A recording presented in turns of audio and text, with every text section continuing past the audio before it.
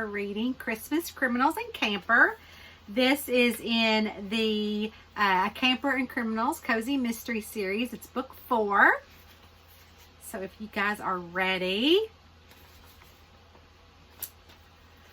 The way Nadine carefully wove the tapestry of the small town really did make it feel like its own character, Abby Fawn said with a deep sigh of relief. She spoke so fondly of the book that she had picked for the Laundry Club ladies' book club meeting. It was no secret that Abby Fawn was Nadine White's biggest fan. Abby had used her position as a librarian many times to get advanced reader copies of Nadine's books before they were published. No matter what we would say about the book, Abby is going to defend it until she convinces us to feel the same way. Dottie Swaggart curled her nose as though she smelled the dirty laundry a tourist was throwing into the closest washing machine. The Laundry Club was a full-service laundromat in downtown Normal, Kentucky. It wasn't just a place to do your laundry. It was like nothing you'd ever seen before. It was an upscale, and Bets Hager had done a fabulous job offering the comforts of home to her customers. Since Normal was located smack dab in the middle of the Daniel Boone National Park, it was a tourist destination for campers and hikers who needed a laundry facility. Bets wanted her customers to be as comfortable doing laundry at the Laundry Club as they were in their homes. She set up a coffee and drink bar and offered snacks. She had seating area complete with a television and couches. The customers loved to hang around the puzzle area where there is always a jigsaw puzzle to solve. The little library area where we held our monthly book club meetings had shelves stocked with books from Abby that the library could no longer use or were too damaged to put on the shelf, as well as a computer. The first time I drove into downtown in Normal in my camper, the Laundry Club had been my first stop. And this here is where I met these ladies that I now could rely on for anything I ever needed. We truly become what was named the Laundry Club Ladies. Do you have something to say about cozy romance in Christmas? Abby directed her question to Dottie. Nope. Dottie sat back, crossing her arms in front of her. I thought it could have used a little more oomph, if you know what I mean. This is a very popular women's fiction book. It was my turn to choose the book, and I wanted to pick something that gave us a good and happy feeling inside that we can hold on to during Christmas season, since our next book club won't be until the new year. Abby jerked her head towards me. Her brown ponytail whipped around her. May, what are your thoughts on the town being its own character? Well, I hesitated by taking a moment to look at the book cover to get the author's name. We all knew that Dottie liked her novels a little steamier, and Queenie French liked her cowboy romances, but honestly, I preferred a good, cozy mystery. Over the past few months, I'd even used some tricks I'd learned from my favorite cozy mystery authors to help the local sheriff's department bring a few criminals to justice. Nadine White does make you feel like you're in the town on the cover. I held the book up with the cover facing outwards. I love how the snow is falling in front of the yarn shop. It's so cute, and how the cat is on the display window. But what about the friendships Nadine wrote about? Abby asked. If y'all treated me like kid gloves and all that rah, we are sister stuff, I think you lost your ever-loving mind. Dottie didn't waste any time giving her opinion. I think it's very nice. Bets Hager was opening the Laundry Club's mail. No matter what you think, Dottie, our little group has become a much-needed girls group for me, just like the one Nadine created in the book. There were some people with flaws, but it's fiction. She ripped open one envelope and pulled out a letter. What about you, Queenie? Bets asked another one of our members of book club, pushing back a strand of her wavy shoulder-length hair and brushing her bangs to the side as she read the letter to herself. I'm not saying it wasn't the worst book we read, but I'm certainly not going to continue with the series. Queenie adjusted her jazzercise logo headband over her forehead. Her short blonde hair was sticking straight up like a bunch of matchsticks. She did look great for being in her 60s, but her colorful wardrobe choices could use a little improvement. There's like 20 books in the series. Abby Fawn's brows drew down. Abby, we all liked it, just not as much as you. I reached over to give her comfort. Guys, Bets Hager put her hands in her lap, gripping the letter. We all better really like it because Nadine White is coming to our book club. What? Dottie's face pinched. Abby reached across our circle of chairs and snatched the letter out of Bet's hands. I always invite them. Abby Fawn's brows drew down. Abby, we all liked it, just not as much as you did. I reached over to give her comfort. Guys, Bets Hager put her hands in her lap, gripping the letter. We all better really like it because Nadine White is coming to our book club. What? Dottie's face pinched. Abby reached across the circle of chairs and snatched the letter out of Bet's hands. I always invite the authors we pick to the Laundry Club book club meeting, never figuring one would show up. Oh my God! Abby shook with excitement. She's getting ready to write her next novel over the winter and she'll be in Normal for Christmas. When she looked up Normal on the internet, she noticed all of my social media posts and hashtags. She decided that she's going to check out Happy Trails Campground and rent a camper for the entire winter season to work on her next novel. Happy Trails? That got my attention right away.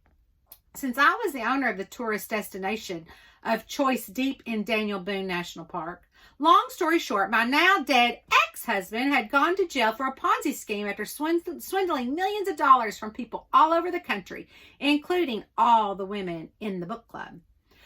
When he went to jail, I had no idea he named me the sole owner of a rundown campground in Normal, Kentucky, while everything else was in his name only and was seized by the government.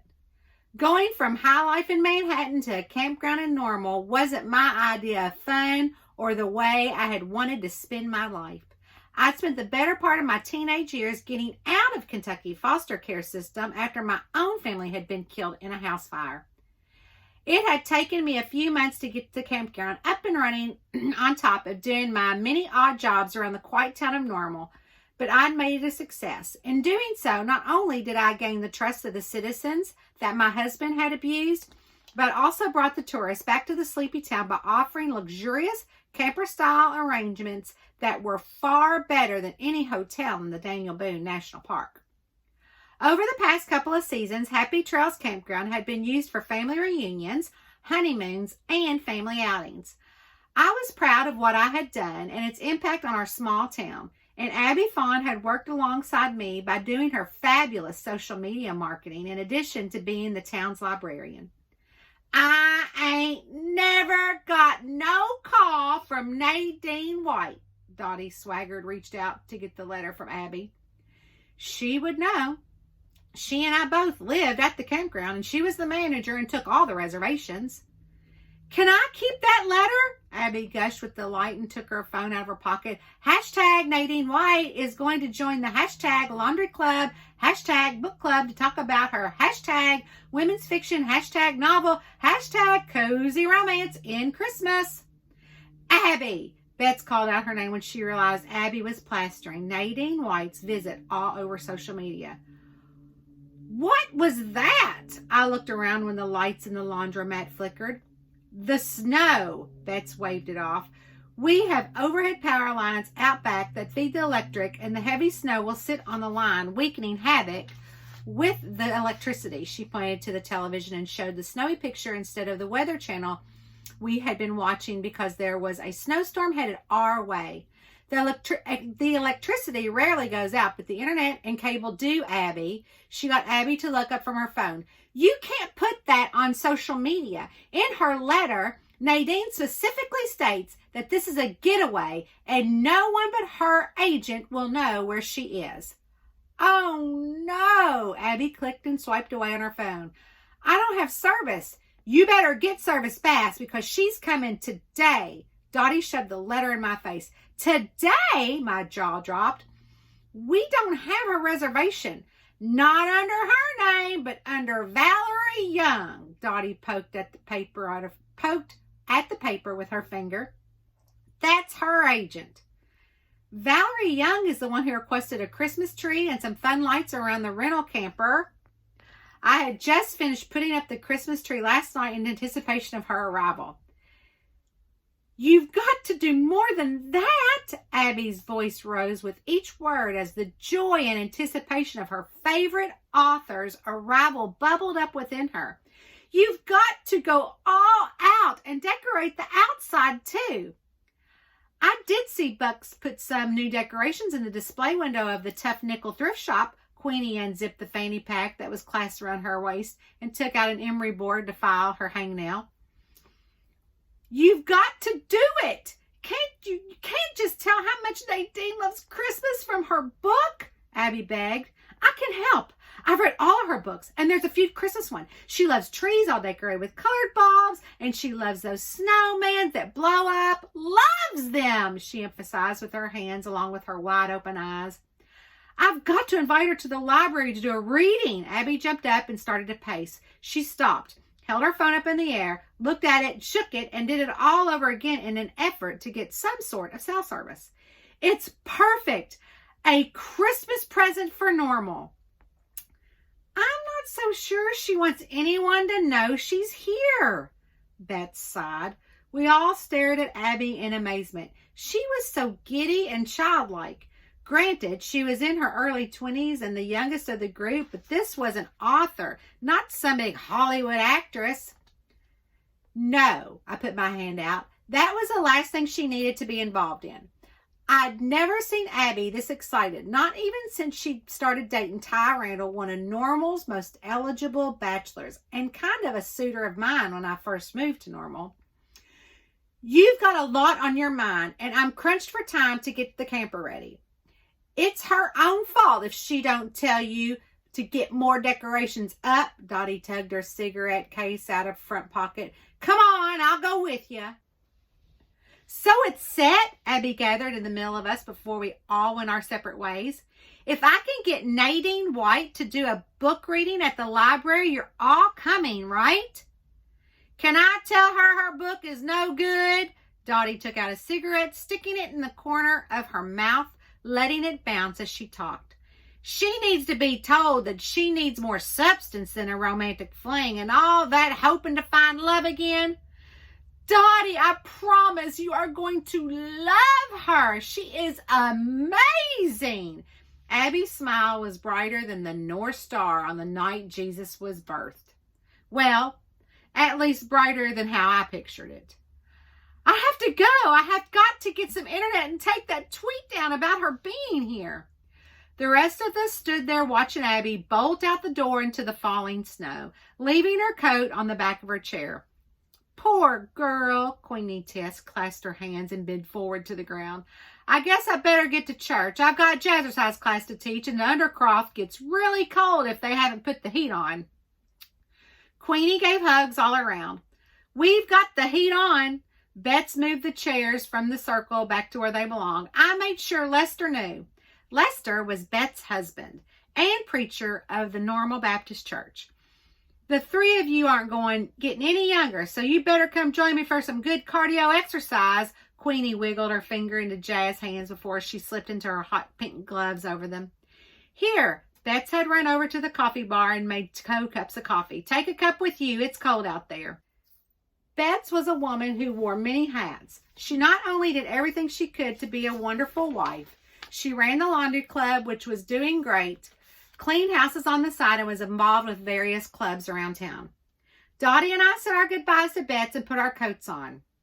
I sure hope Abby doesn't get her hopes up. Dottie stood on the sidewalk and lit her cigarette.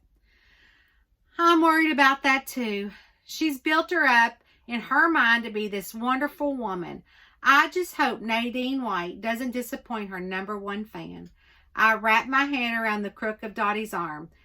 Let's walk on over to the thrift shop and see what decoration Buck's got over there for Nadine's camper.